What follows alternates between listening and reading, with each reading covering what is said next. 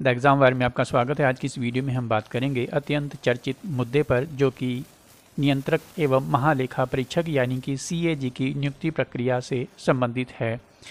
जानेंगे इस वीडियो में CAG के पद की ऐतिहासिक पृष्ठभूमि, CAG की भूमिका, वर्तमान नियुक्ति प्रक्रिया और उसकी आलोचना के कारण आप क्या क्या सुझाव दे सकते हैं। इन सभी बिंदुओं पर बात करेंगे। UPSC सिविल सेवा के साथ साथ राज्यों की सिविल सेवा परीक्षाओं के लिए ये प्रश्न अत्यंत महत्वपूर्ण है और पूरी संभावना है पूछे जाने की। तो चलिए शुरू करते हैं।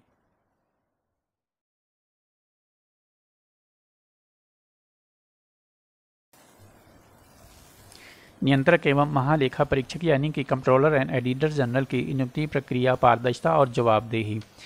NGO-CPIL यानी कि centre for public interest litigation द्वारा सुप्रीम कोर्ट में एक जनहित याचिका दायर की गई है और इस याचिका में मुद्दा क्या उठाया गया है?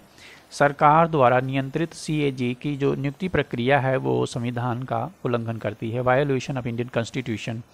और इस PIL में 3 सदस्यीय चयन समिति बनाने की मांग की गई है, जिसमें प्रधानमंत्री हों और नेता प्रतिपक्ष, लीडर ऑफ अपोजिशन और chief justice of India CJI। बता दें, वर्तमान में जो नियुक्ति प्रक्रिया है वो कार्यपालिका द्वारा नियुक्ति की जाती है। प्रधानमंत्री किसी व्यक्ति का नाम चुन करके राष्ट्रपति को उसकी नियुक्ति की सिफारिश करते हैं और ये असंवैधानिक है, क्योंकि अनुच्छेद 14 के साथ साथ संविधान की कई मूलभूत विशेषताएं हैं, उनका उल्लंघन होता है। और इसी मुद्दे से संबंधित एक याचिका पहले से लंबित है, जिसे डिप्टी CAG अनुपम कुलश्रेष्ठ और अन्य ने दायर किया था। इस याचिका में भी प्रधानमंत्री की अध्यक्षता में एक समान स्वतंत्र समिति बनाने की मांग की गई है।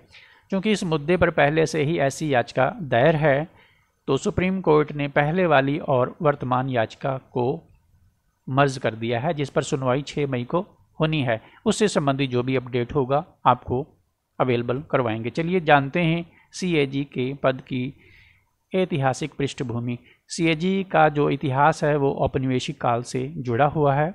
1858 में इसे भारत सरकार का अकाउंटेंट जनरल कहा जाता था। प्रीलिम्स के पॉइंट ऑफ व्यू से ये स्टेटमेंट इम्पॉर्टेंट हैं। 1919 के मॉन्टेग्यू चेम्सफोर्ड सुधारों में इसे सरकार से स्वतंत्र बनाया गया और 1935 में CAG के ऑफिस को और अधिक मजबूती प्रदान की गई। ठीक है, आगे बढ़ते हैं और भूमिका देखते हैं CAG की, जो कि इम्पॉर्टेंट है। यहाँ से भी स्टेटमेंट टाइप के क्वेश्चन पूछे जा सकते हैं प्रीलिम्स में। CAG को सार्वजनिक धन का रक्षक यानी कि watch dog of public purse कहा जाता है।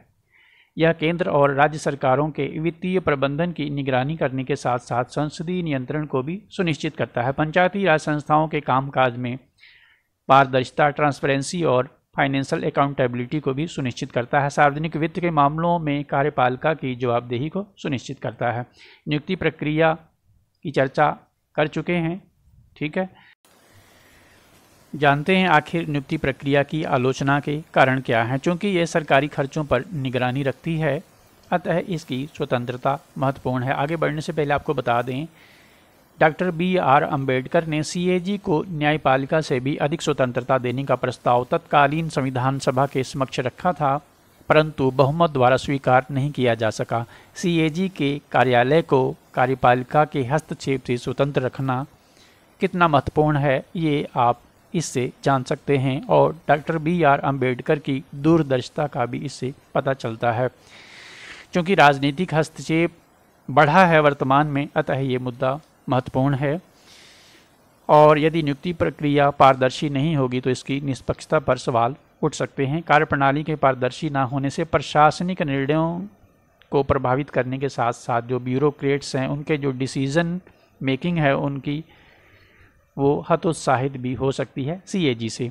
हाल ही में CAG की रिपोर्ट पब्लिश हुई है, जिसमें दिल्ली एक्साइज नीति 2021-22, उत्तराखंड कैंपा रिपोर्ट, केरल में महामारी के दौरान PPE किट्स की खरीद में जो भ्रष्टाचार है, इसके अलावा बहुत सारी अनियमितताएं और भी हैं जो पाई गई हैं। सुझावों पर बात करें तो CAG की नियुक्ति में पारदर्शिता और जवाबदेही, ट्रांसपेरेंसी एंड अकाउंटेबिलिटी बढ़ाने के लिए स्वतंत्र चयन समिति का गठन किया जाना चाहिए। ऑडिट निकाय की ऑडिटिंग के लिए एक तंत्र होना चाहिए। साथ ही बहुसदस्यीय संरचना भी होनी चाहिए। राज्यों के लिए अलग संवैधानिक ऑडिटिंग निकाय बनाया जाना चाहिए। आप जानते होंगे ऑस्ट्रेलिया, कनाडा, यूएसए जैसे संघीय देशों में केंद्र और राज्य सरकारों के लिए अलग अलग ऑडिटर जनरल होते हैं। सीएजी की रिपोर्ट को विधानमंडल में रखने के लिए समय सीमा भी तय की जानी चाहिए। साथ ही आवश्यकता पड़ने पर निजी ऑडिट फर्मों को भी शामिल किया जाना चाहिए। निष्कर्ष के तौर पर हम कह सकते हैं सीएजी भारत के लोकतांत्रिक ढांचे में एक महत्वपूर्ण संस्था है। इसकी स्वतंत्रता, पारदर्शिता और प्रभावशीलता सुनिश्चित करने के लिए संतुलित सुधारों की आवश्यकता है। तो ये थे मुद्दे से संबंधित महत्वपूर्ण बिंदु। यदि आप इसे इंग्लिश में चाहते हैं तो कमेंट बॉक्स में आप लिखें। टेलीग्राम चैनल पर आपको अवेलेबल करवा दिया जाएगा। द एग्ज़ाम वायर से टेलीग्राम चैनल, उसे ज्वाइन आप अवश्य कर लें। कोई डाउट है, कोई क्वेरी है तो आप कमेंट कर सकते हैं। चैनल पर पहली बार आए हैं और यदि अभी तक सब्सक्राइब नहीं किया है तो चैनल को सब्सक्राइब अवश्य कर लें। वीडियो देखने के लिए आपका बहुत बहुत धन्यवाद। आपका दिन शुभ हो।